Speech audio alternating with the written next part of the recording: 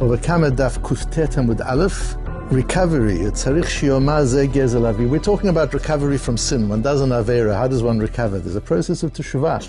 And recovery, when we've just sinned against Hashem, which is serious enough, there's a process of recovery. What about when we've sinned against another human being? The other person has to be part of that recovery. They have to recover as well.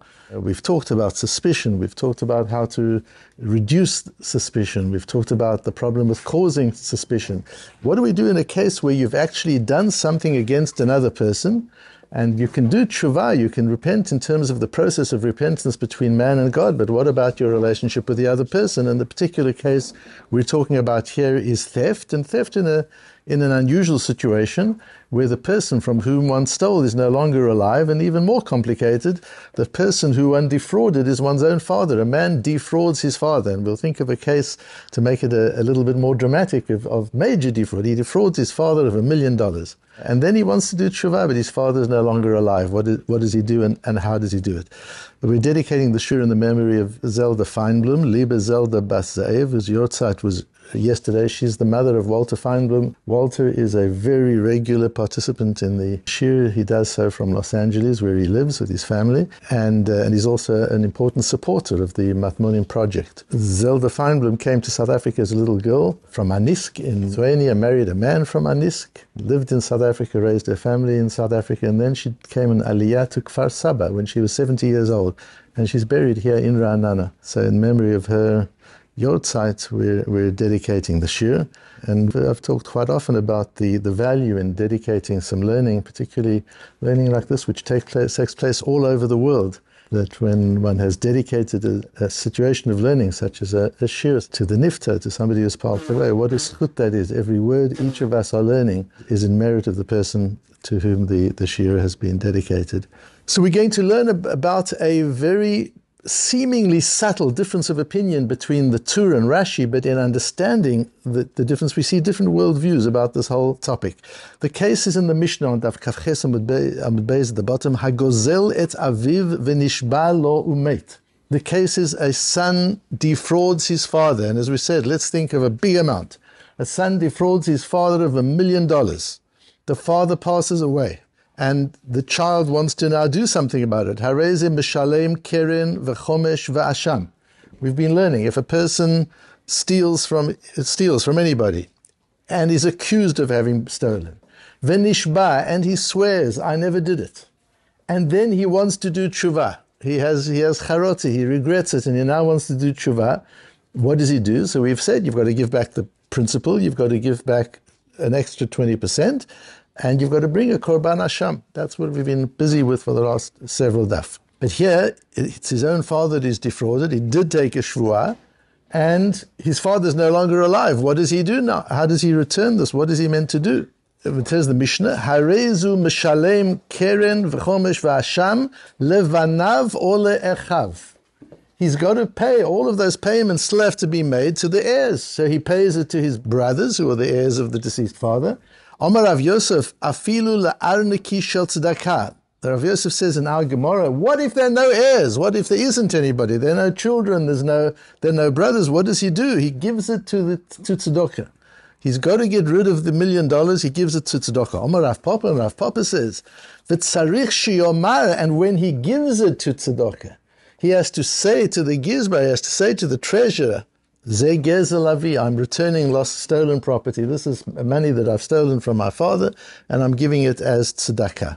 The question, is that specifically when he gives it to tzedakah, or is that even when he returns it to the brothers? Because by the flow of the Gemara, Rav Yosef says, if there are no brothers, there are no children, there's no heir, then you give it to tzedakah. On that, it seems to be Rav Papa is saying, and you must tell the treasurer that this is a piece of stolen property. It seems to be applying to when you give it to tzedakah particularly.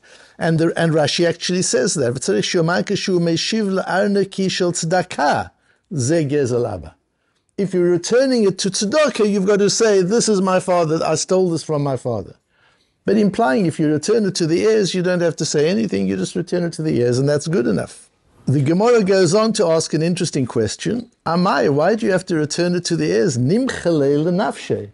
Let him be moichel himself. Moichel means let him forgive himself, let him forgive himself. He's an heir. So he has now inherited the right to this stolen property, which he himself stolen. He is both the thief and he is the heir. So why can't he forgive himself and say, I don't need it back?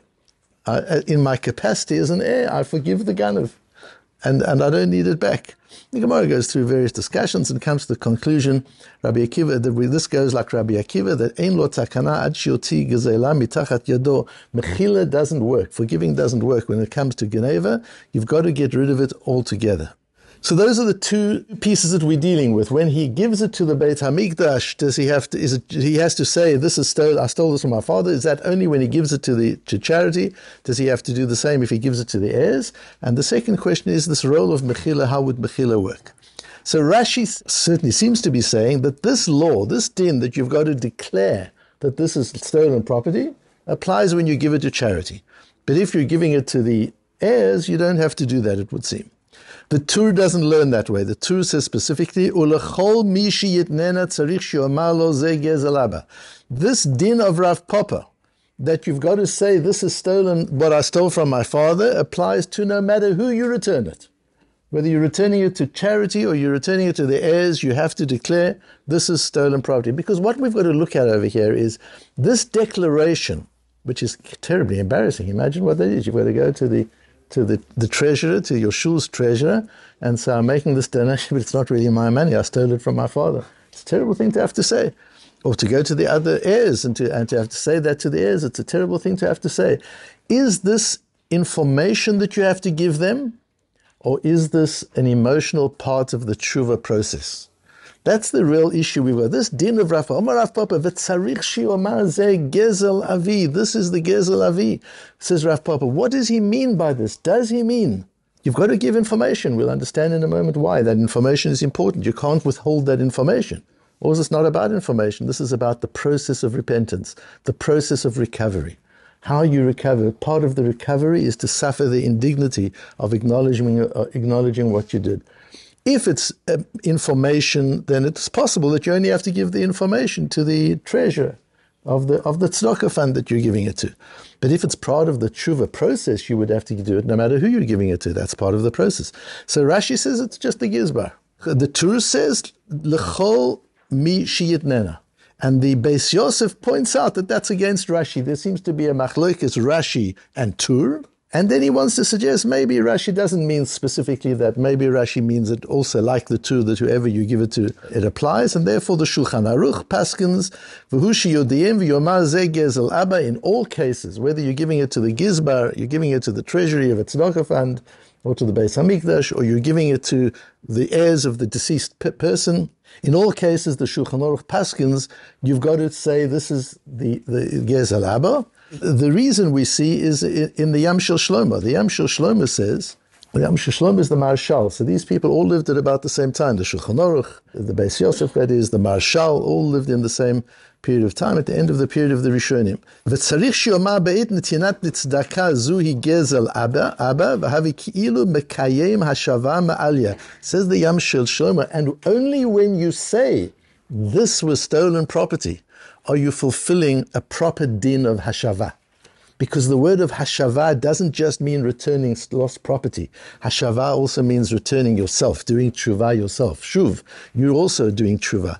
So just returning the property is not enough. You've also got to bring yourself back. And you bring yourself back by suffering the indignity of acknowledging this is vidui. You're acknowledging this is confession. And you're saying this is what I did. And the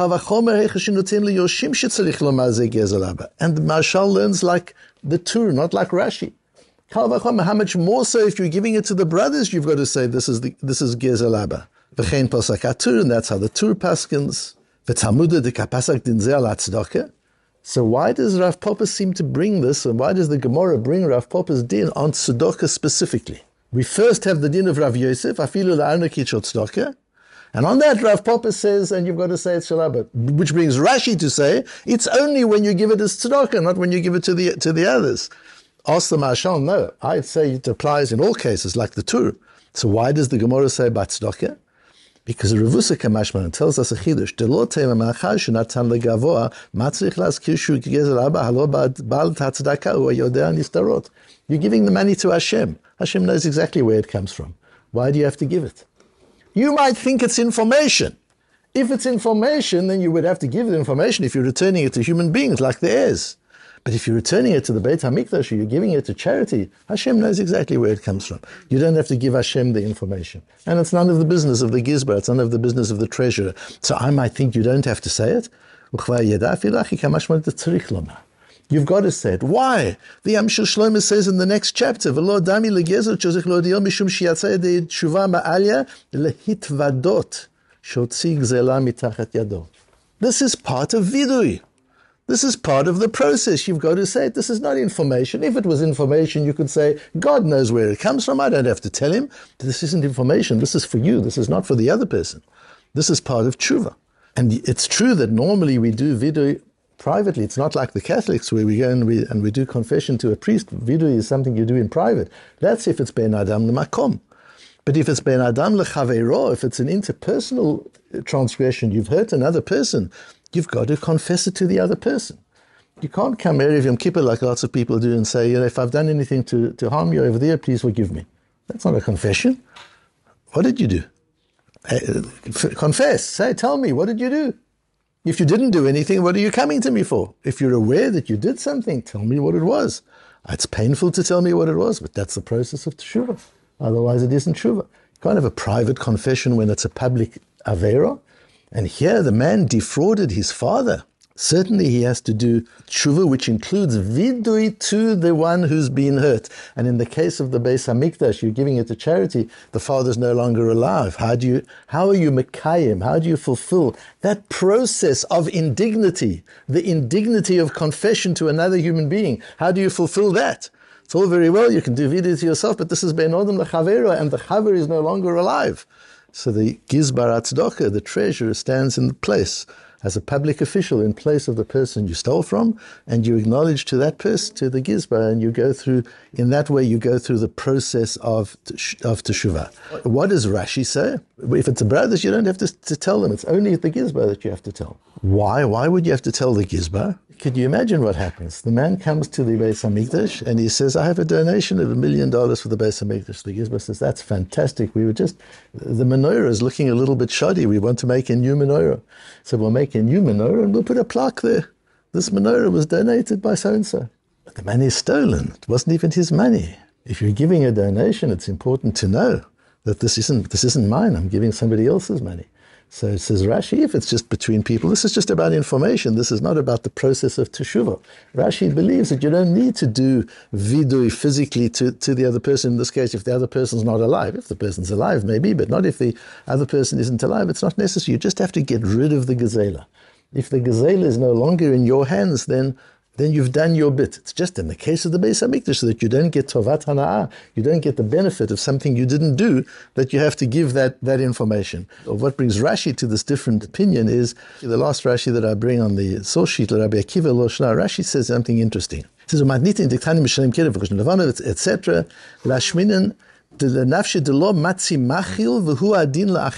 He's explaining the law of Rabbi Akiva, that in this case, mechila doesn't work. Now, the way we've understood it this far is that it doesn't help to do mechila. Mechila means forgiving. It doesn't help that the nigzal, the person from whom it was stolen, forgives me, because I've still got to do tshuva. So he can't get me out of the need to do tshuva, and part of the tshuva is returning the object. Until I've returned the object, until I've done hashava, I cannot do teshuvah. So it doesn't help. You being meichel me, that's fine, but I've still got to do hashava, and part of the hashava is acknowledgement. But Rashi says an interesting thing, Dafilu machil nigzel gufe lav mechilahi. Rashi says, even if the person who was stolen from does mechila, he forgives. Lav mechila, it's not a forgiveness. It doesn't work. So that's a complete different worldview from the Torah as explained by the Marshal and Rashi. The Torah and the Marshal hold that it would be a good mechila. The problem is not technical. The problem is not that mechila doesn't work. The problem is that mechila is not sufficient. You forgave me, that's fine, but I've still got to go through the process. You can't short-circuit the process. If a person has to develop, so its development can't be short-circuited. If you're going to develop yourself, it takes time. It takes effort. It takes pain. When you're going to develop your muscles physically, it takes time, it takes effort, it takes pain.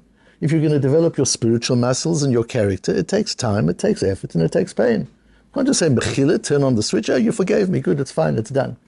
No, there's still tshuva to be done. And part of the tshuva is returning the lost property. And part of returning the lost property is acknowledging, doing vidui when I return the lost property. That's all the process. Can't short-circuit it. Rashi seems to be saying, well, technically, if you could do mechila, it would short-circuit it. You don't have to go through that whole process. Once the object is no longer in your possession, there's no more tshuva to do. You fixed the wrong. You've repaired the implications of what you did wrong. The repair is sufficient recovery. It's just that mechila doesn't work. Why doesn't mechila work? Because gezel is a ben adam lemokum as well as a ben adam lechavera. Theft is both an interpersonal transgression and a transgression against God. A person can forgive an interpersonal transgression, but you can't forgive a transgression that's a chait, which is ben adam lemokum. Who are you to forgive me? You can forgive me that I don't have to pay the money to you, but I've still sinned against Hashem, and you can't forgive that. So the mechila doesn't work by gezel. Because lo tigzol is a nisa d'oraisa. It's something that's forbidden in the Torah. So you can't give me, says Rashi, the problem is just technical. A human being cannot be mochel geneva. A human being cannot forgive theft. He can forgive one aspect of theft, but he can't forgive the whole thing. And therefore, you still have to return the lost property because you've still got to, you've got to go through the process. According to the Marshal, it's not that mechila technically doesn't work. It's that mechila would deprive me. Mechila would work, so I haven't done the avera, but I haven't gone through the process of repair and recovery that needs. And that's something that we need to appreciate in the various things that we do wrong during the year. That there are things we do wrong as ben adam lemokum. Those are the easiest to fix. Ben adam lemokum, we know how to do tshuva. We sin against God, we know how to recover. Ben Adam L'Chaver is a little bit more embarrassing because you've also got to go to the other person, you've got to fix what you've done wrong to them. But many things are both a Ben Adam L'Mokum and a Ben Adam L'Chaver.